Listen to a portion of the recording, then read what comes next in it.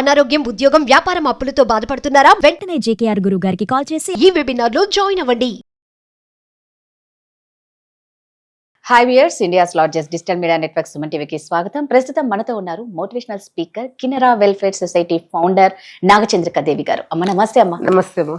అమ్మ, గత వీడియోలో తల్లులు రాక్షసంగా ఉండే తల్లులు, యమకింకరులు లాంటి తల్లుల గురించి మాట్లాడుకున్నాం మనం.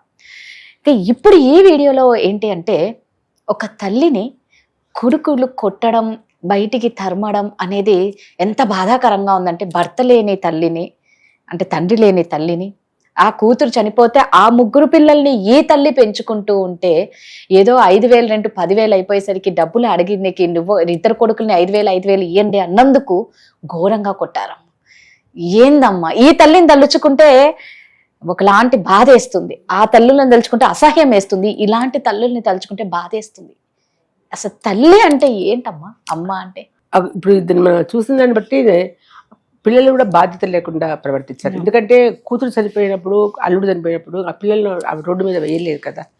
ఆమె అసలు జనరల్గా అయితే ఈ కొడుకులే ఆ పిల్లలను, అక్క పిల్లలు కాబట్టి తీసుకొని అమ్మ అంతా ఇంట్లో పెట్టుకుంటే ఆ పిల్లల్ని కూడా చక్కగా పెంచుకోవచ్చు, వాళ్ళు చదువుకుంటారు. ఆలోచన ఎందుకు లేదు అని అనిపించింది నాకు కూడా చూస్తే. అసలు ఇదే కాదు రాదా, నేను ఇంతకుముందు ఒక షూట్, ఏది మన శ్రీహరి గారు తమసోమ అసతోమ సద్గమయ్య, తమసోమ జ్యోతిర్గమయ్య అని చెప్పేసి ఒక షూట్ పెట్టినారు. ఆయన ఇలాంటి వాళ్ళని అందరినీ వెతికి తీసుకొచ్చి మాట్లాడించేవారు అనమాట. అప్పుడు నాకు ఇంటర్వ్యూ చేశారు నన్ను ఆయన. ఆ టైంలో ఒకటి విన్నా నేను. ఒక పెద్ద ఆవిడ వచ్చారు, 95 సంవత్సరాల ఆవిడ. ఎవరు ఆవిడ అని అడిగితే, ఒక ఆమెను వరంగల్ దగ్గర 90 సంవత్సరాలు ఆమెకు 4 కొడుకులు పెంచి పెద్ద చేసింది. అంతే వాళ్ళు జాబులు చేస్తున్నారు, చిన్న చిన్న జాబులే అనుకో. 4 కలిసి ఆమెను తీసుకొచ్చి రాత్రిపూట ఒక కాలువ దగ్గర పడేసి వెళ్ళిపోయారంట. కాలువ దగ్గర ఆమె 3 days ఆ కాలువ దగ్గర ఉంది. ఎవరో చూసి దాన్ని పోయే వాళ్ళు చెప్తే ఒక ఓల్డేజ్ హోమ్ వాళ్ళు వచ్చి ఆమెను తీసుకొని వెళ్ళారు. లేకపోతే ఆవిడ అక్కడ చనిపోయింది. అసలు తల్లికి కానీ తండ్రికి కానీ ఆ వయసులో కావాల్సింది ఇంత ప్రేమ, ఇంత భోజనం తప్ప వాళ్ళు ఏమీ అడగరు. కానీ ఒక్క తల్లి 4 పిల్లల్ని పెంచింది, కానీ 4 పిల్లలు కలిసి ఒక తల్లిని పెంచలేకపోతారు.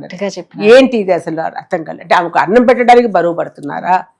సో ఆస్తులు, ఇప్పుడు ఎట్లయినా కూడా ఆస్తిలో తల్లికి ఒక భాగం అనేది ఉంది, తండ్రి వాళ్ళకు ఒక ఉంటుంది భాగం. తల్లిదండ్రులు చేసే తప్పు కూడా ఒకటి చెప్తున్నా నేను. పిల్లలను అతి ప్రేమ పెంచుకొని వాళ్ళ మీద ఒక భరోసా పెట్టుకుంటారు. నన్ను పెంచాలి, వాళ్ళు మమ్మల్ని కూడా మేము పెంచాం కాబట్టి వాళ్ళు మమ్మల్ని చూడాలి అని అనుకుంటారు వీళ్ళు.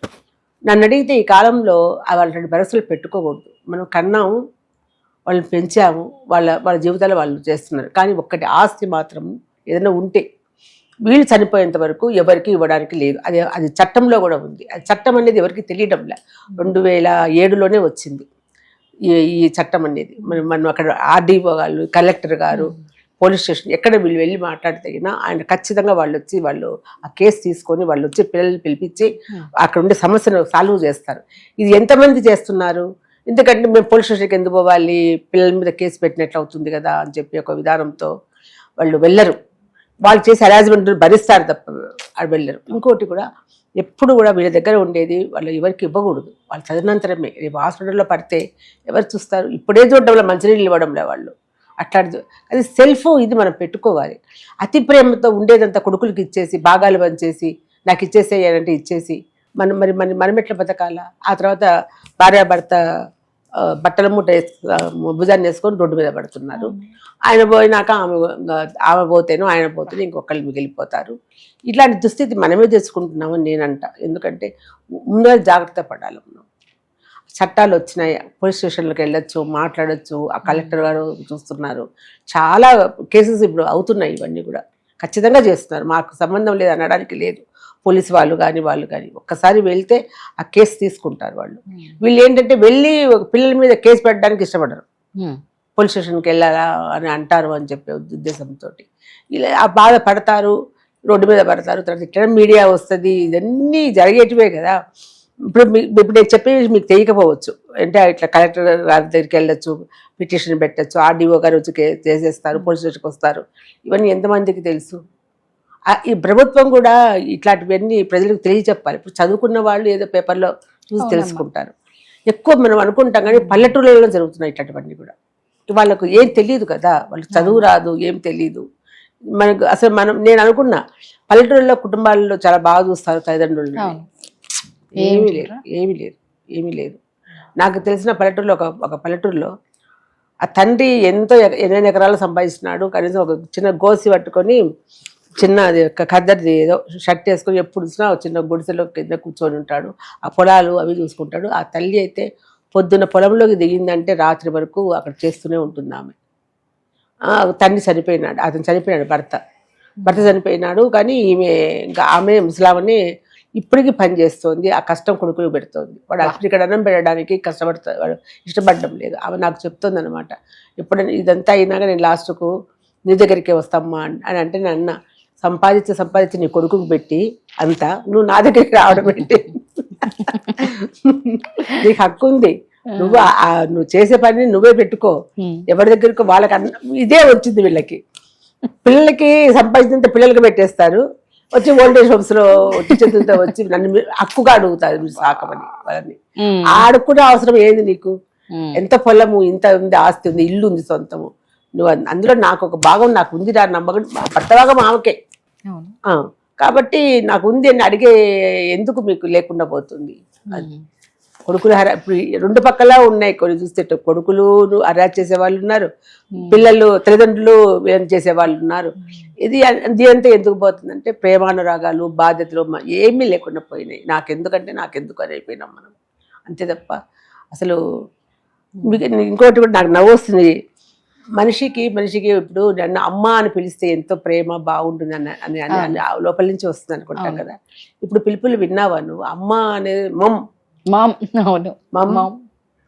డాడ్, తర్వాత బ్రో అన్నాను, బ్రో.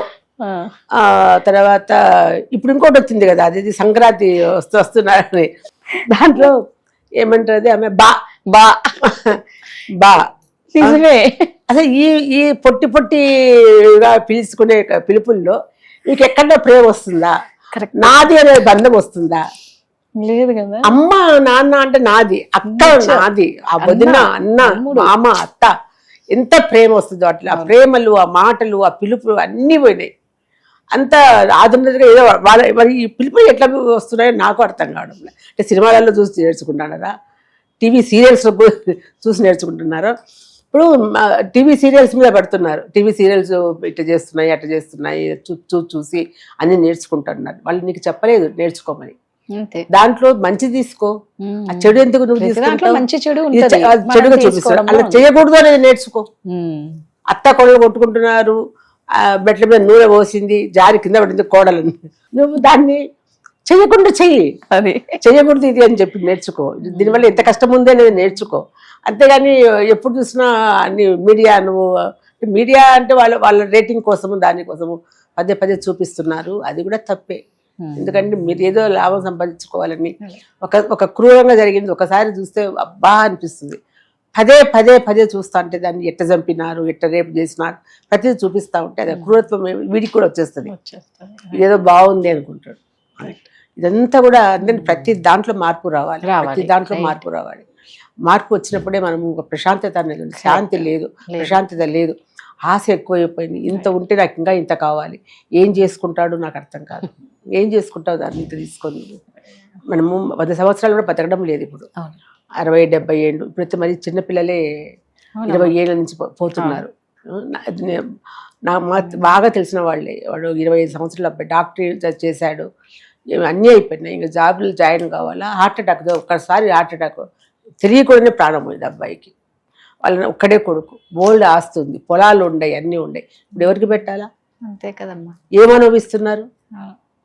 ఎందుకు రాదు ఇవన్నీ కూడా? ఉన్నంత వరకు మనం ప్రేమగా ఉందాం, హ్యాపీగా ఉందాం, బంధాలను దగ్గర తీసుకున్నాం, అమ్మను దగ్గర తీసుకున్నాం, నా కొడుకుల దగ్గర తీసుకున్నాం.